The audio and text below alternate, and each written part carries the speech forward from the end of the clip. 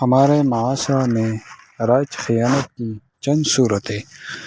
ہمارے ذہنوں میں امانت کا مفہوم صرف اتنا ہے کہ کسی کے پاس پیسے یا کوئی چیز رکھوا دی جائے اور وہ اس کی حفاظت کرے، صرف اس کو امانت سمجھا جاتا ہے۔ بے شک یہ بھی امانت کا ایک حصہ ہے، لیکن شرعی لحاظ سے امانت صرف اسی حد تک محدود نہیں بلکہ امانت کا مفہوم بہت وسیع ہے، اور اس میں ایسی صورتیں بھی داخل ہیں جنہیں ہم عام طور پر امانت نہیں سمجھتے اور نہ ہی امانت جیسا سلوک کرتے ہیں، جس کا نتیجہ یہ کہ خیانت کے گناہ میں مبتلا ہوتے رہتے ہیں اور ہمیں اس کے گناہ ہونے کا احساس بھی نہیں ہوتا۔ اس لیے ذیل میں ایسی چند صورتیں لکھی جاتی ہیں تاکہ انہیں پڑھ کر ہمارے دلوں میں خیانت سے بچنے کی مزید فکر پیدا ہو۔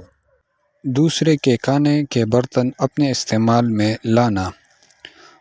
ہمارے یہاں اکثر رواج یہ ہے کہ لوگ اپنے برتنوں میں کھانا رکھ کر پڑوسیوں کے گھر بھجواتے ہیں۔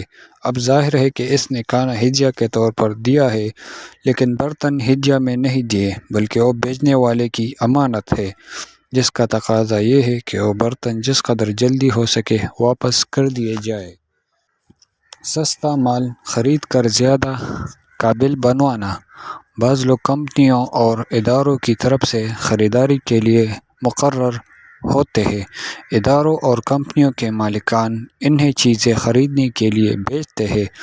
وہ سستا مال خرید کر مثلاً 900 روپے کی چیز خرید کر 1000 روپے قابل بنوا لیتے ہیں۔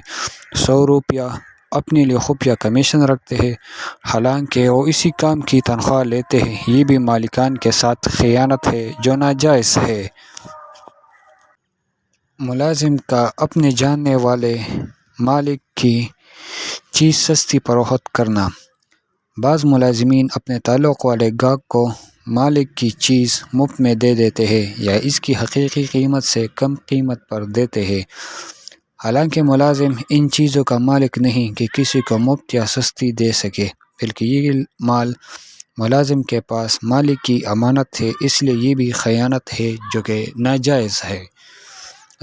دفتری اشیاء ذاتی استعمال میں لانا۔ ملازم کو دفتر میں کام کرنے کے لیے جتنا سامان ملتا ہے وہ سب اس کے پاس امانت ہوتا ہے، لہٰذا اگر وہ سامان صرف دفتری استعمال کے لیے دیا جائے تو ملازم کے لیے اس کو اپنے گھر لے جانا اور مالک کی اجازت کے بغیر ذاتی کاموں میں استعمال کرنا خیانت ہے۔